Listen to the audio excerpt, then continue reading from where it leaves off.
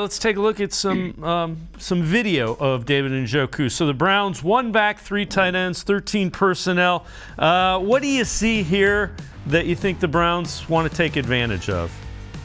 Well, the thing I saw here is that the Browns are in, I said they're 13 personnel, so they got Forstall and they got Bryant and they got Njoku at 3 strong here. So they come out with a 13 personnel, which is going to get big personnel in from the defense. And the Browns tight ends, especially Njoku, they all move very well and they all can catch the ball very well. So Njoku's at 3 strong here running a corner route, a smash route we call it. And he's going to be matched up against a safety, and that's a really tough cover for a safety with a guy with Njoku's speed and size and catch radius. Yeah, and that's the thing. You know, when we say matchup problem, if you put a linebacker on him, he's usually going to be quicker and faster. If you put a safety on him, he's bigger and stronger. And along those lines, this time covered by a pretty big, pretty physical safety in Grant Delpit. And take a look at it. Throws it to where Njoku, and that's a really, really nice adjustment by a big guy in Njoku to make that catch.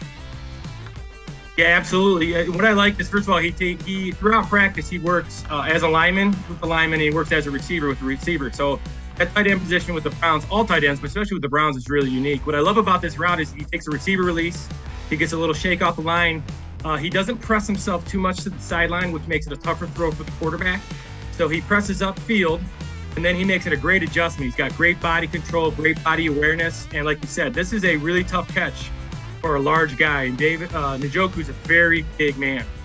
And what you talk about moving up the field as opposed to further out, you give yourself more room along the sidelines. That's kind of that's a very savvy move by a tight end, because when he cuts it up, he's kind of lengthening the ability in the window for the quarterback to drop it in on the sidelines, correct? Yeah, you know, and what happens is those DBs try to press you to the sideline. So when he makes that catch, that body control catch, you can't do it. He'll be out of bounds. So what they try to do is they try to get back on top of the safety or back on top of the corner and give themselves room to catch on the sideline. So it makes it not only an easier catch for him, but an easier throw for the quarterback. The quarterback can throw it to a spot that only he can get it. All right, so we've talked a lot about a mismatch problem because of his size and his speed. So we see him here in this video working on an over-the-shoulder catch, just kind of working. And what is the idea behind David Njoku working this particular drill? Well, watching him throughout camp, the thing I really like is his attention to detail. So this is after practice. I'm actually getting ready to leave practice, and his attention to detail, working this red zone kind of concept over the shoulder where he can only get it using his hands. What I was really impressed with is just that he's always working at his craft. He's always working to get better, whether he's in the line blocking with the linemen or, with the tight ends or working with receivers.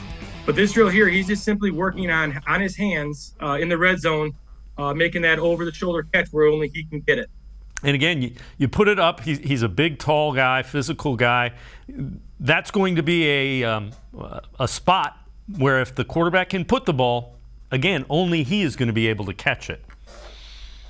Yeah, especially when they split him out and he's on those corners.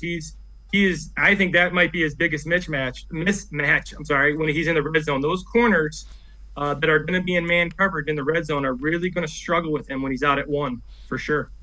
All right, the last little bit of video we'll do this. It's a short little speed route, and how